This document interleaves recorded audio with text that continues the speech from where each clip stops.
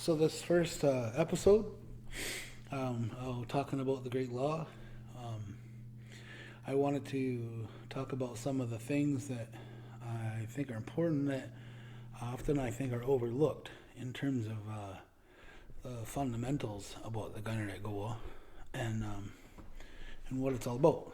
Um, so one of the things that you see a lot of people going, if they're listening to this podcast, they might be wanting to research about the Great Law, about this Constitution of the Iroquois or the Mohawks or whoever. However, there's a variety of ways that people talk about us, the Haudenosaunee, and about this. Well, people say it's the longest living democracy in the world, well, continuous.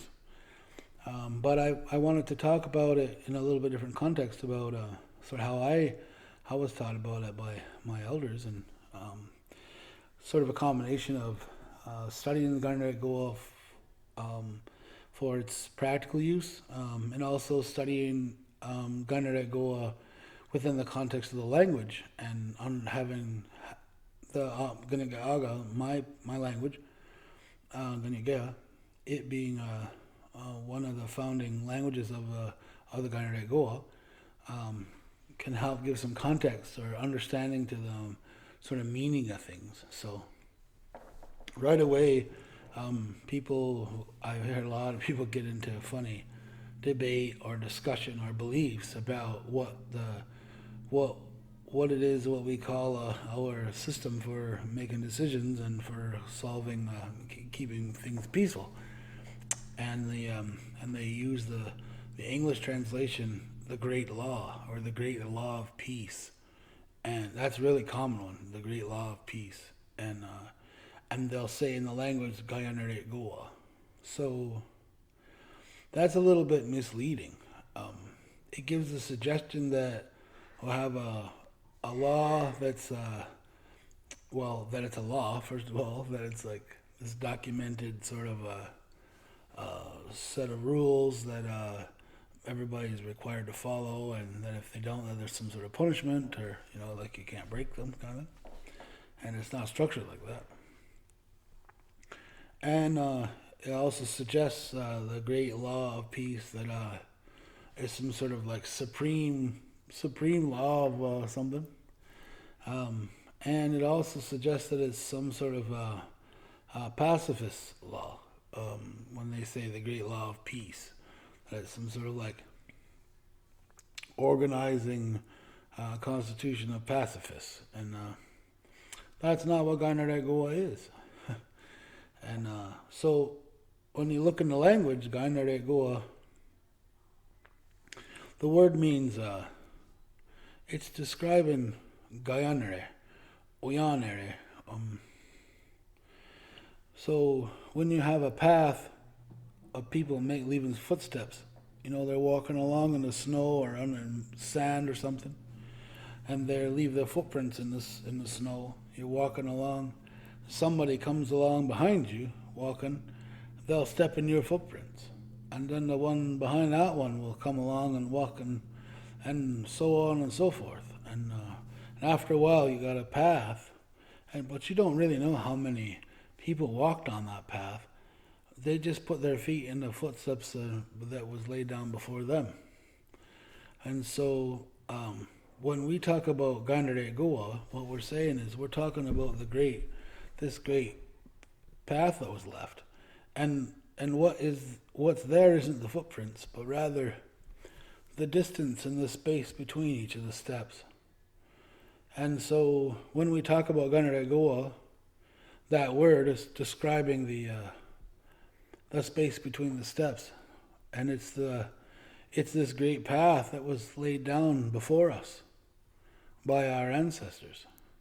And so, if you really understand Kayenerekowa as a process for making decisions, a process for having a peaceful existence and a peaceful life, it's a euphemism of what it is it's a path to move forward that's proven.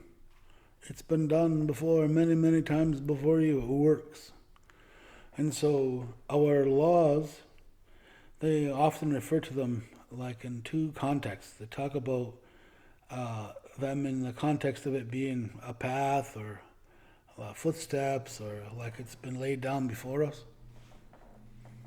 I guess three contexts.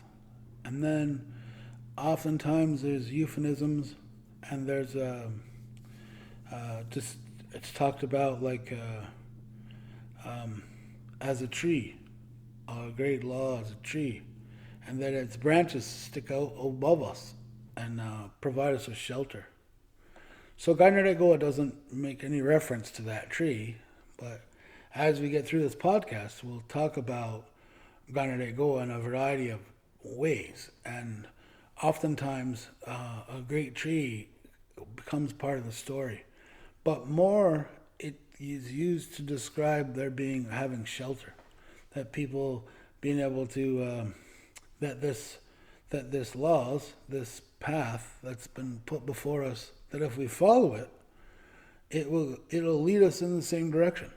If we follow all of the things that our ancestors laid out about what to do in this situation and what to do in that situation, it's the symbolism of placing our feet in the right spot, and that we will wind up in the same place, in a peaceful place. We'll be we won't be in turmoil. We won't be in misery. We'll be fairly tranquil and content. Too often the words peace get used to describe things that in our language we're talking about more as contentment or more as tranquil. But we translate into English because the English are people who colonized our lands, and so that's the word they translate this word, this skana, to mean. And in English, peace means the absence of war. And in our language, in Kanenhariyo or in Kayenerekowa, skana, it's one of the founding principles of Kanenhariyo. It's one of the things we're seeking to acquire or to maintain in our lives, skana. It doesn't mean the absence of war. It means more like tranquility, like calmness. So we'll say things like when the kids are acting up. The kids are acting up and they're arguing with one another, or they're getting bickering and they're being a little bit too loud and maybe they're a little bit rambunctious. We'll say in the language, hey, skina. And we'll say, it's kind of even the tone of it is a little bit harsh. And what you're saying to them, you're scolding them, you're saying to them, be peaceful. Like, have a little bit of, and it's like you're commanding them to do it in a way just a little bit. Like, hey, just be peaceful a little bit, Skina. Like, be tranquil, just be calm, settle down. That means that kind of thing. Hey, settle down, calm down. So that's the meaning of that. So that's a big difference than the great law of peace, when really our ancestors' path to tranquility is more like what it means, that they sat down for us to follow. And I feel like that's really important way to start understanding about our way of thinking and how to apply this, because I watch people. I maybe even participated in this kind of behavior. I don't remember when, but I think I should have, or I may have, or whatever. But I've certainly seen other people do it. They'd go and they find a written copy of the great law, Kanenhariyo, and they'd go, Wampum 58 says, so-and-so, if they do this, then that, right? And so then they run around and be like, you broke the law. And then they want to try to use this Wampum 72 against you, right? Because that's a colonial way of thinking about laws. That they're these things that you can't break, and if you break them, then there's punishments for them. And our way of doing it, it's not like that. It's a system that is a system of things that have come over time that are proven, and it's consistent, and And so if you're following Kayenerekowa in your thinking process and in the way in which you're making decisions with a group of people, this is my opinion, now this little part, that you will basically always arrive at the same result. Because our ancestors showed us the way, how to go about it, and how to think about things. So it's sort of funny because in our system, in Kayenerekowa, this is there's one of these little rules. We deal with each circumstance on its own, all its own context and its own, who the players are and what's the issue and how. So maybe you have a circumstance where somebody's killed somebody, and then a few years later you have a circumstance where somebody's killed somebody.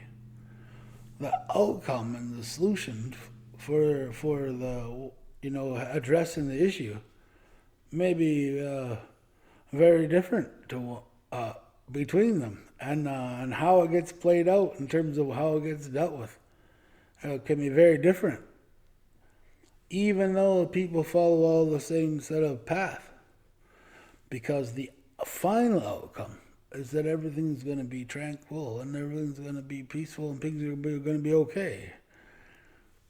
But how they get dealt with may be very different. It's the result that will be the same. So that's very different than European colonial ideas about laws, because they say this is the law, you are only allowed to drive 100 kilometers an hour, and if you go 105, then you break the law, and then there's a consequence, and the consequence is you got to pay a fine, let's say. And then, so that's the law, and that's the consequence, and that's what happens if you break it. And if you break it 3 times, they take your driver's license from you or something like that. In Kayenerekowa, they don't work like that. It says if you go 100 kilometers an hour, and then everybody will be going the same speed, and no one will bump into each other. And if you disregard everybody and being concerned about their well-being and you bump into everybody, then we're going to have to talk about that. It's a different way of dealing with it. Right? But maybe you got to go 125 one day, but nobody's out there and you're not going to cause any harm on anybody, so no one would care. It's a different way of thinking, right? So I have to get a sip of coffee. I think in this podcast, I'm always going to drink coffee. I think so. That's what we'll do. So that's a very important thing, just to begin to talk about the idea that Kayenerekowa is a path. And it's the spaces between the footsteps that were left. That's what we're following. And it guides us in a certain direction. So that's why the people who know about Kayenerekowa are listening to a story about something that happened and all the things play out. At the end of it, people will nod their head, oh yeah, that makes sense why they did that. Because there's a certain way of doing things. And when you do all those things and follow those protocols and follow that way of doing it and that way of thinking about it, the outcome is rational. So that's the thing I wanted to talk about first, I guess. And then I wanted to talk about that a lot of times I've seen recently are people that are working on talking about the Great Law, Kayenerekowa, and they're having a Great Law recital. I even been involved in a few of them. I participated as a speaker in Great Law recitals. I sat in on a great many, maybe 10 or so, Great Law recitals that the Kanenhariyo people did on their own, as I was through the 90s and in the 2000s. And then recently, the Six Nations Confederacy Council and the Haudenosaunee Council of Onondaga have started to have these Great Law storytelling, this Great Law recital, I guess you call it. And they're all these things have been focused around, in my experience anyways, what I've seen, talking about the story of the peacemaker. Um, some people say you're not supposed to say his name. Other people say it's totally fine if you don't say his name. You'll forget who he is. Some people in Kanenhariyo, in my language, Mohawk language, they call him Rawaniyo. He's got good words, but that same name gets assigned to Jesus Christ. When they translate the Bible, they call him Rawaniyo as well. So Christianized Mohawks don't like to talk about the peacemaker as Rawaniyo because they think of that as being a Christian word for Jesus, Rawaniyo.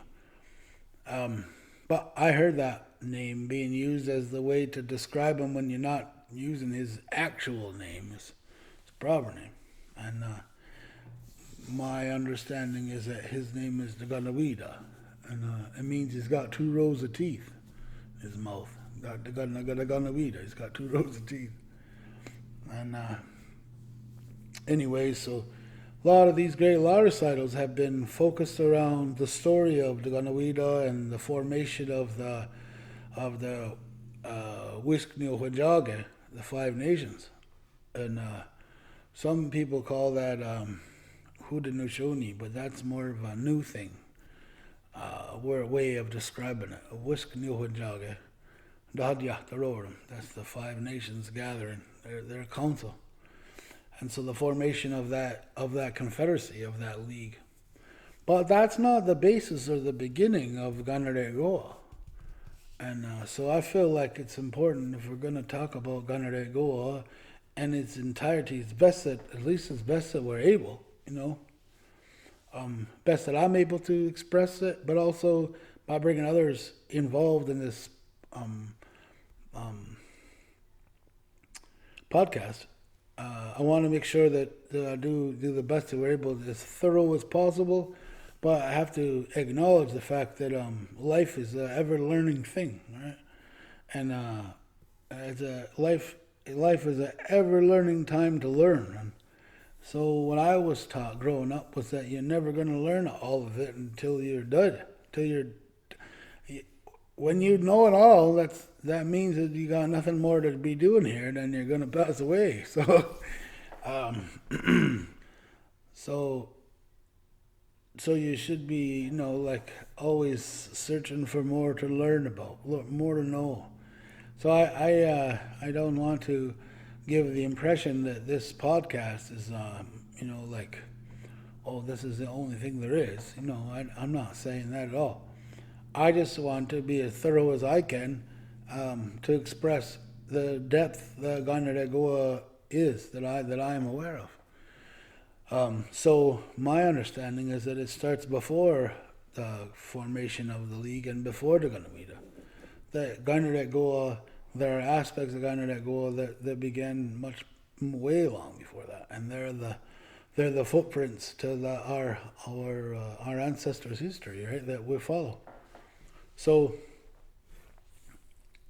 there's quite a bit of places to go in the story, but it's been on my mind today. What am I going to talk about? And I keep going back to the story in our creation story.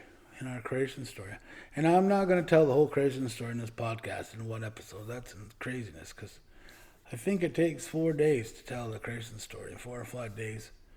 And that's a significant amount of time. And I don't want to do that in an hour or so, So you can't. But at one point in the creation story, there's these 2 brothers. One brother's name is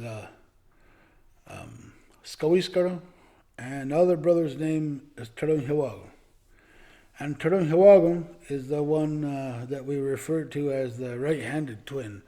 Sometimes people say there's a left-handed twin and a right-handed twin. I think that that's a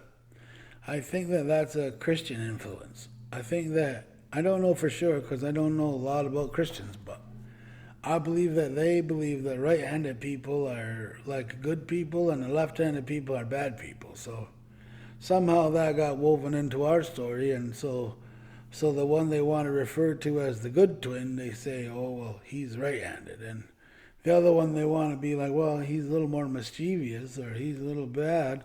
He's the left-handed one. But I think that's just Christian influence.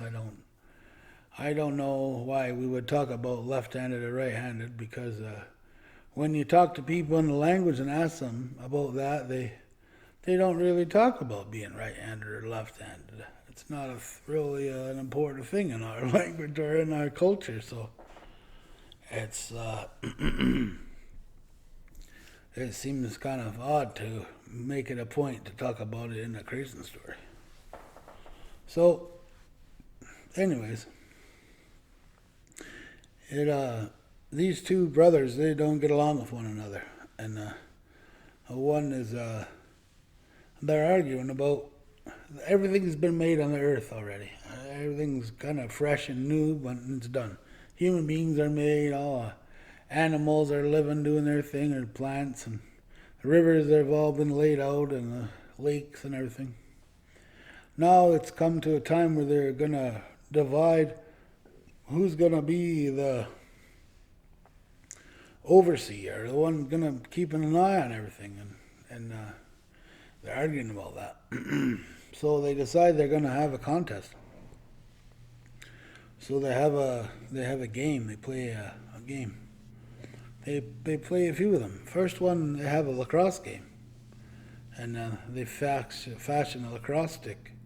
It's like made wood. It's bent, furnished in a certain way, and it's woven mesh in it. And they play a game back and forth, throwing a ball, carrying a ball, and then shooting on the net, score a goal, or probably shooting on a post or something.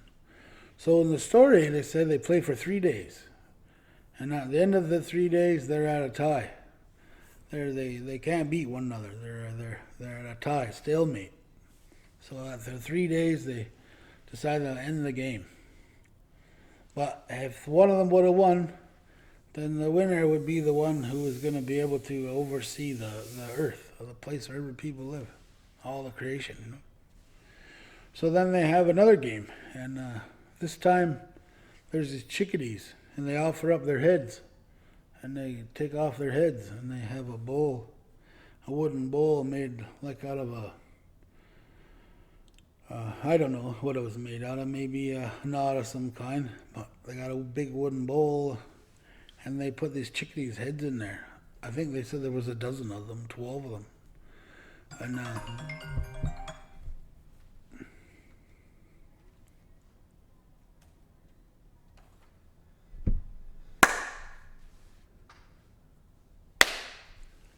so they have this bowl, and I think they told me that there was 12 chickadees. They offer their heads, and they put their heads in this bowl, and they play this game where they got upon a bowl on a table or on something. And in the language you call it Tyendinaga, means the big wood. So I think they made it out of like a big chunk of maybe like a knot in a tree. It fell down, or a piece of wood. Anyways, they made a bowl out of it, and that's what they played with. So that's what they call it. They call it Tyendinaga. And now that becomes, in our language, it becomes one of we call in our culture the 4 sacred ceremonies. Kayenerekowa, the four ceremonies that have to be done. And you play this game. And so it's an important game. And they're going to determine who is going to be overseeing the earth, right? So there's one Tyendinaga is playing on one side, and Squishkin is playing on the other, and they're playing back and forth. And they play for 3 days. And at the end of the 3 days, the shadows are starting to get along. They have a tie. They can't win anyone. They can't go. No one's won. So they decide to play another. They have another contest. If I remember correctly, then they decide so they have a lacrosse game and a Kanenhariyo, and then they have a wrestling match. They had a fight, and the one brother gets a deer antlers, and they use it for weapons. The one brother, and I can't remember what the other brother armed himself with. But anyways, they have a big fight, and they fight back and forth for 3 days, and they're knocking one another down. And at one point, Skawiskarong he's over top of his brother, Kanenhariyo, and he's got antlers out. He's gonna hurt his brother. He's gonna kill his brother with them. And somehow they get squabbling, and Kanenhariyo changes the position on him, and he knocks him over, and he falls on his antlers, sticks him in the back, and he lands on his on his haunches and on his back, falls back into a river. There's water running, and the shape of his back caused a concave in the ground. That's where Niagara Falls was made. That's how it got made. He fell in there. So our creation story happened all on the North Shore of Lake Ontario. There's a number of geographic locations that are mentioned in our creation story. So now he's laying on his back, and his older brother, Tyendinaga, he's over top of him now, about to end his brother's life. So they're just about to do that. He's just about to end him. And Skawiskarong, he's asks him, begs him, please don't kill me, please don't kill me. So he says, okay. I says, how about I won't kill you, but how about we separate when we'll share this job. We'll take care of the earth together. And I'll take care of the earth and be with them, because the earth is their mother. They buried their mother in the ground, right? They both want to be, who's going to be the caretaker of their mother's grave, really, is what they're arguing about.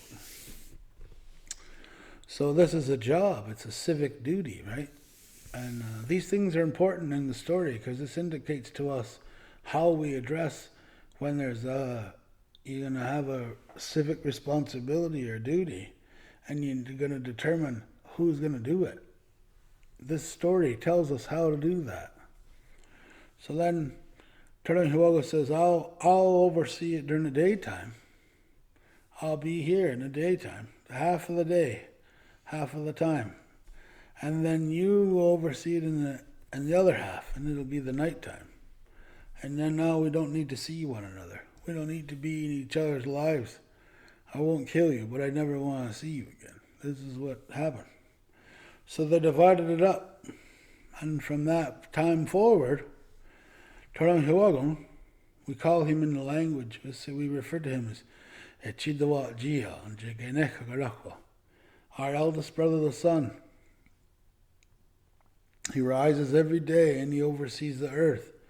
He oversees where his mother was buried and all the things in creation that he was a part of making. He didn't make them all. He just was a part of it, And he works alongside with the Mother Earth, warms up and allows for all the beautiful things to happen. Plants grow and medicines grow and so on. They work together for half the time, and then he disappears.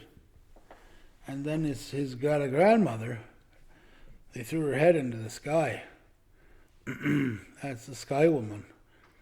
And she's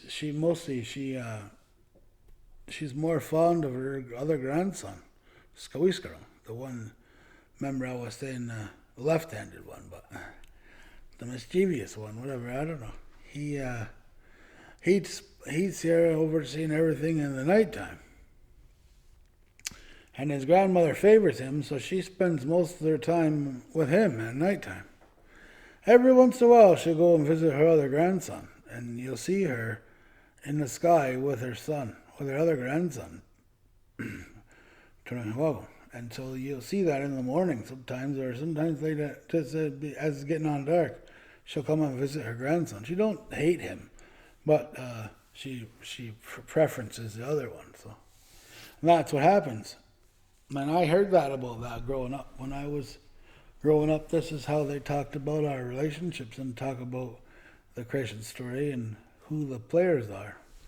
So I hear a lot of people talking about, they use this word sungwayadism, and then they translate that in English, say the creator, and they talk about it like the same way the Christians talk about God, like it's this one being. He's the ultimate man, he's the maker of all, and he sees everything, and he oversees, and that's not how we talk about that in our language. When we talk about sungwadism, that word, it means that he made our bodies. So in our Christian story, Kanenhariyo, he fashioned human beings. He made 4 different kinds of human beings, and he made them out of different material on the land, And he talked about that he made Ungwahume, the ones that live over here, the first ones he made. We call us Ungwahume, means prototype human. In our creation story, we're the first people to be made on the earth. Then the other races, the other ones were made afterward. We're the humans, the first ones. That's what we call ourselves, Ungwahume. We're the prototype humans. We're the first ones made. And he made it out of clay. He dug out of the ground, fixed our body out of there, and he cooked us. And then he breathed life into us, and we come alive. He made in the story that I heard growing up, they talked about he made 2, a man and a woman, male and a female one, and he told them instructions about how they're supposed to live. So that's our Kayenerekowa comes from then. Came from the instructions that he gave those 2 people that he made, and he gave and each of the different ones, two he made out of foam, sea foam, come on the edge of the water, and that's what he said. He made the white people out of that, and then there was yellow wood, and he fixed that and. He made them people, they call them like Asian people, out of that yellow wood. And he fashioned their bodies, and he blew into them 3 times and they come alive. And then there's the black people, and he made them out of, I can't remember, if he either made them out of like charcoal, like from burnt wood, or if he made them out of clay as well and cooked it and it burnt. I can't remember. Maybe I heard 2 stories, but he gave them all different instructions, a little bit different instructions. So what I was told about this was that the Ungwahume, the ones that us, he gave us instructions, the responsibility that we needed to. We're beings that were made that don't have we don't have a super good coat or armor or any way to protect ourselves, and we don't have long claws, sharp claws, and we don't have long sharp teeth. We don't have a shell, and we don't have all these things that all the other creatures have. We're the most vulnerable of all the beings that he made.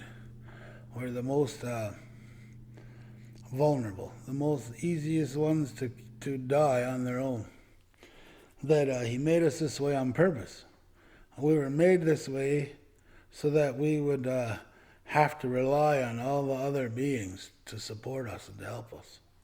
That we are not independent on our own on the land.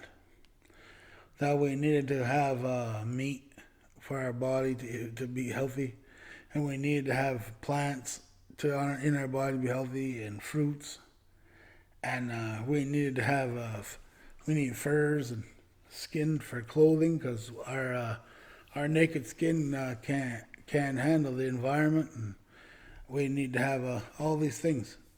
We have to have a shelter or we'll die. We can't just live out in the natural world. We have to have a house. We're the only ones that are like this. We need all these things, and it was on purpose so that we would, because we have a special responsibility, and we have to look out for all the other creatures and all other beings, plants and animals and so on the earth, and make sure that they've got a good balance. That they're all, our job is to make sure they're all flourishing. They all got to be flourishing. So we help them. We're supposed to be helping them. We're supposed to be all the creation's helpers. And our instructions were that we had to be thankful and grateful to them all.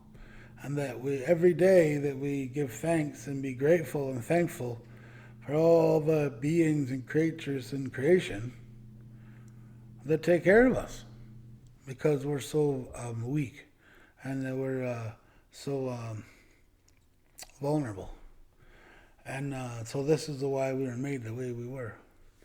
And that our responsibility and our special, I don't know if you call it power or obligation, is related to the earth itself, our Mother Earth, the soil. And we have a special relationship, a loving, full relationship, and that we draw our energy and our power and special knowledge that we're to cultivate from the soil, from the earth. That's our job. Then there's another people. There's the yellow ones, the ones made from that yellow wood, and they have same kind of instructions, except that they have a responsibility and they have to be worried about and concerned about, and also an obligation to foster the knowledge and to cultivate the understanding and knowledge about the air and the wind, and they got to take care of that. So when I was growing up, I remember watching the Chinese dubbed over martial arts shows, and you just watch them, and kung fu guys, and they're making all these movements all in the air and the wind.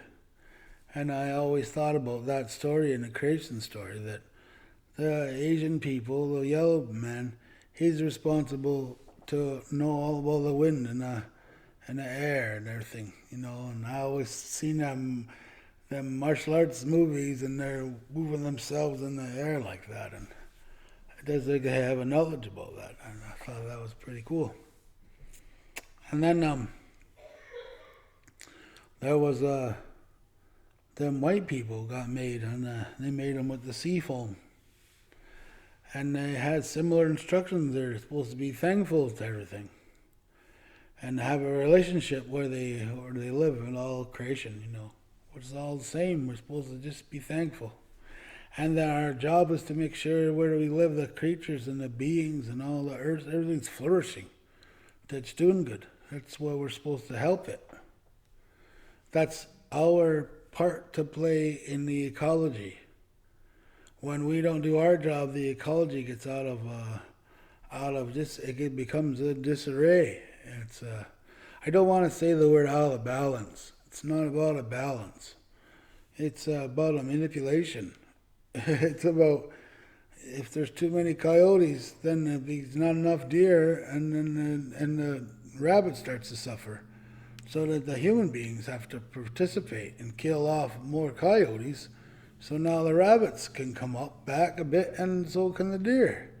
But if we take too many coyotes, then the rabbits will become sick, and the deer won't have any food. So we have our job as human beings is to be in the middle of that and be paying attention, and we have to help everybody thrive, not just one or two, all of them. That's what our role is in the ecology. That's our job here on the earth, on the Mother Earth. All the human beings. But the ones that were made out of the white foam, their unique gift, their specialty, their thing they got to take care of and cultivate the knowledge around was fire. And they got to learn about and take care of fire. And that's a part of their foundation of their society. Just like the Asian, the white, yellow people and wind and and the soil, And then the last one is black people. Tyendinaga, we call them. They got black skin. That's what we say. That's what we call them. Tyendinaga. Anyways, it doesn't have any negative connotation. People have in English, they have these kind of weird things, right? Like they say, well, in English you have opposites. They have light and dark, left and right. We don't have that in our language. In our culture, we don't have opposites. So that's why I'm reluctant to talk about it in being in balance, because it seems to me that it's not our way of thinking that influences that kind of thinking. And so talking about them black people, we call that Nahunji. He's got dark skin. That's not a negative or a positive. It's just simply a fact, right? It doesn't have the connotation like in English. They talk about things being dark, that being a negative thing. Oh, it's dark times. Oh, it's dark whatever. And then they'll say, oh, well, I'm sending you light or bright is a good thing, a positive. This light and dark, like it's good and bad. That doesn't exist in Kayenerekowa or in Kayenerekowa. That's not a thing. So we shouldn't carry that into Kayenerekowa, because that's not what our ancestors laid down in that path of tracks for us. So it shouldn't be something that people harbor in their heart and bring into their decision making. They shouldn't carry that into their process, thinking about opposites and thinking about this light and dark and that thing, because that'll get us off course. And that's why I'm reluctant to talk about it in that way, even though I heard a lot of people talk about that and say those sort of words, because they didn't come from our ancestors. And I believe that'll cause us to derail us and get us off track. So there's Ranahunji. They were given a special gift to take care of and manage as well. And they're supposed to take care of the water and cultivate the knowledge about water. So I think it's very interesting that I remember when I was young watching on the TV and the people, these black kids, Ranahunji, they're living in places in the world that's desert, and they got no water at all. And then I watched a documentary, and these guys they're living in it's really hot wherever, the Sahara somewhere, and they're walking along, and they got this piece of wood, stick of wood, and it seems like they're nowhere. It seems like they're, whatever made them know how to go to this area or know what to do with this spot. They clear the sand away a little bit and they dig a bit of a hole and they put the stick down in there and push it in there, and water comes out of there. They can find water in their land. It's desolate. Like, I'd just die if I went there, and they can survive on there, and they have a knowledge about the water there. I think at one time that their land was lush and beautifully green everywhere. You see a lot of places where they were living and now that water's gone.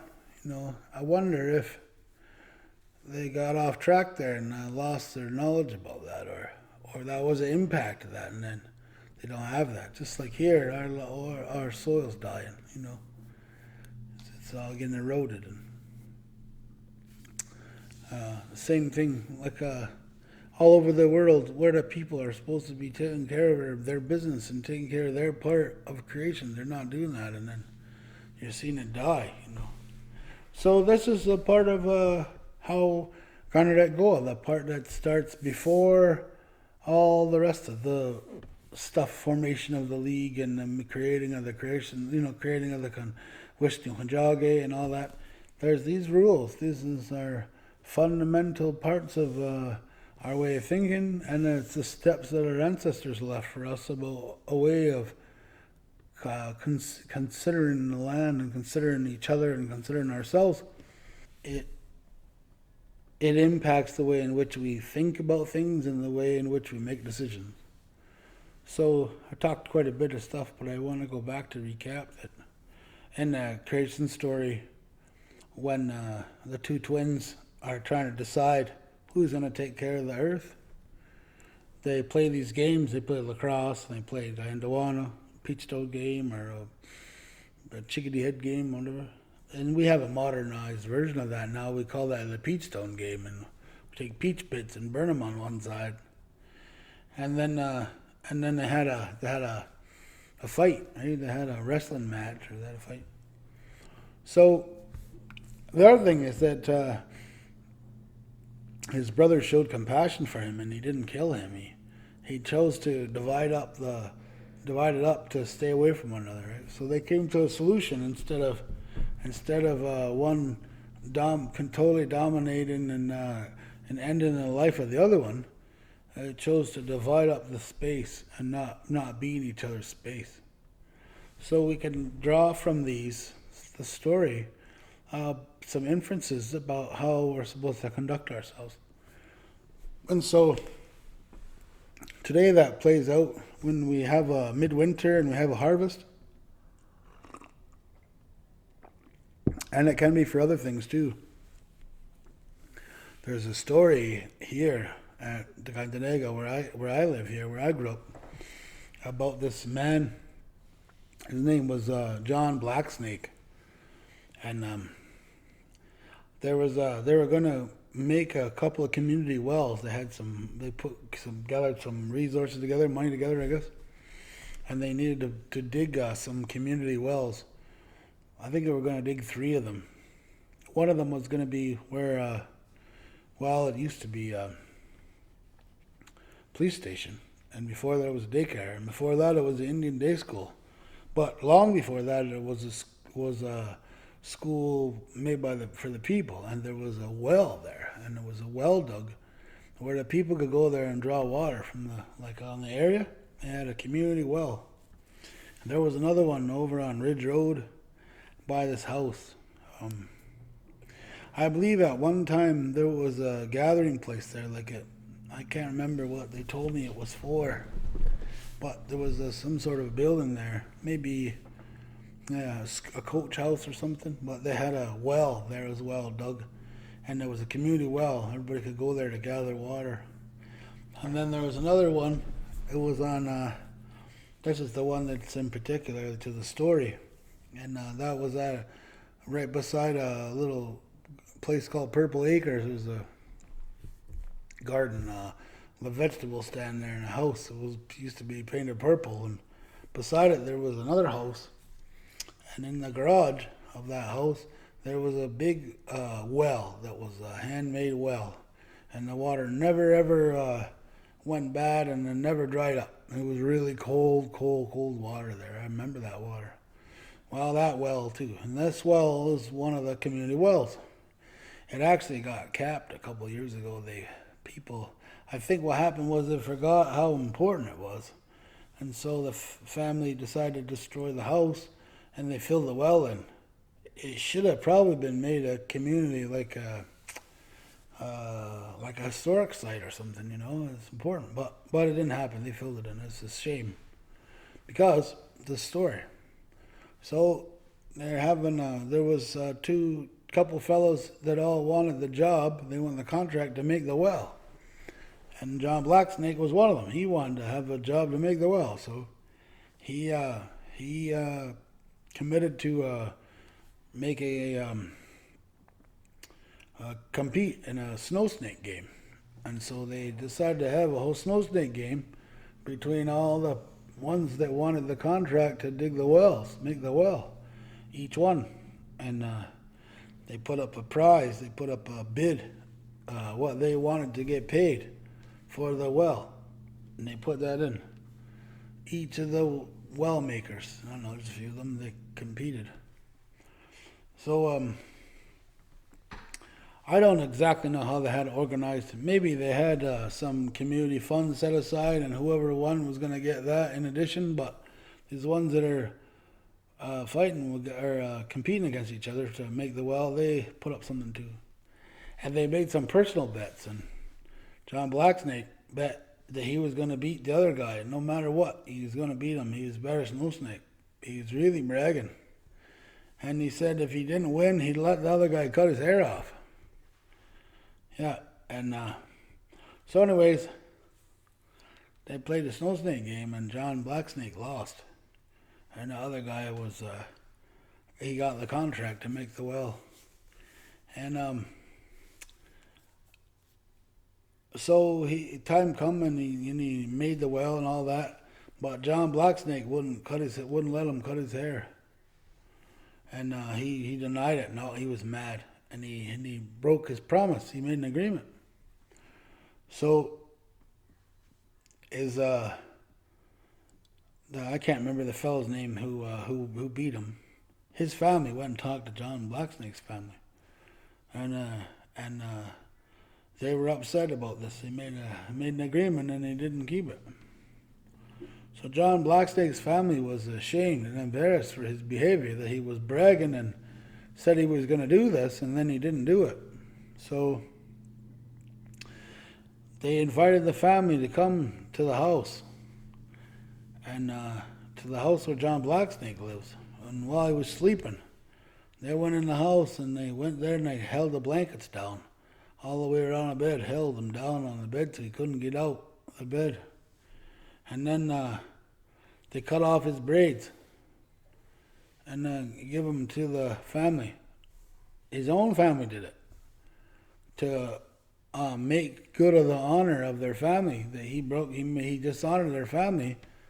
He dishonored his own family, because he didn't keep his word. So they cut off his braids and they give it to the family of the fellow who beat him, who he promised that he would beat him. And so John Blacksnake was really ashamed, and he was really angry. And he also was embarrassed because he got beat by this other guy in the snow snake. So he took his snow snake and he broke it in half. And he went to that well, where that man made that well, and he threw a snow snake in that well. And they never fished it out. They left it in there. That was why I thought it was a shame that they filled it in. Because there's Kayenerekowa was used to make those community wells here. And they used the process that came from our creation story about using our games that have a certain level of chance in them to be the deciding factor. And they used gambling, and they used all the pieces that you use when you're going to make the decision about who's going to do a public service. So we do the same thing when we have midwinter. The clans play against each other, and what you're supposed to be doing is you're playing to see who's going to host the ceremonies for the year. What clan is going to be the hosting ceremony location. A long time ago, we lived in clan towns. We didn't have a longhouse as a church building. We all lived in a longhouse. So they'd play this game, Kanenhariyo, during the midwinter time, at the end of the midwinter. That's the first ceremony of the year, midwinter is. They call it Anuwarori in the language. It means the crazy time. I don't know why they call it midwinter, because it's not what the word is. Anyways, then at the end of the ceremony or end of the festival for that time, they play the game, Tyendinaga. It's the one that Kanenhariyo and Squishkran played against each other with the chickadee heads. And and they play to determine who is going to host all the ceremonies for the year. So it used to be, say, the Wolf Clan was playing against the Bear Clan and the Turtle Clan. What they do is they play the biggest clan, the biggest, population against the two smaller ones.